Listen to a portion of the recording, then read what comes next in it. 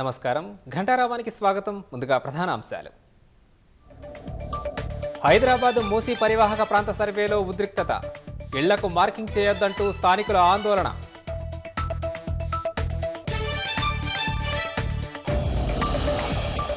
బీఆర్ఎస్ది నిర్మాణమైతే కాంగ్రెస్ది విధ్వంసం అని కేటీఆర్ విమర్శ.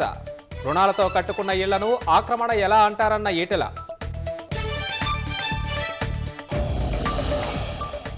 భారాసది అధికారంలో ఉంటే ఒక మాట, లేకుంటే మరో మాట. రెచ్చగొట్టే ప్రయత్నం మానుకోవాలని మంత్రి పొన్నం హితవు.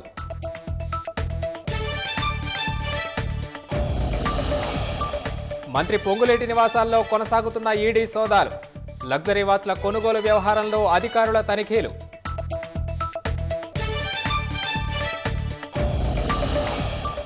దసరాలోపు రుణమాఫీ చేయకపోతే సచివాలయం ముట్టడిస్తాం. సిద్దిపేటలో రైతులు చేపట్టిన ధర్నాలో హరీష్ రావు హెచ్చరిక.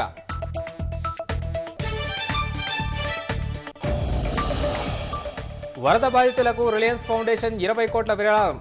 ₹1 కోటి చెక్కు సీఎంకు అందజేసిన భారత్ బయోటెక్.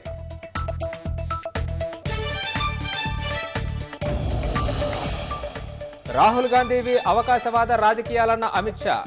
ఓట్ల కోసమే ఎంఎస్పీ రిజర్వేషన్లపై మాట్లాడుతున్నారని ఆగ్రహం.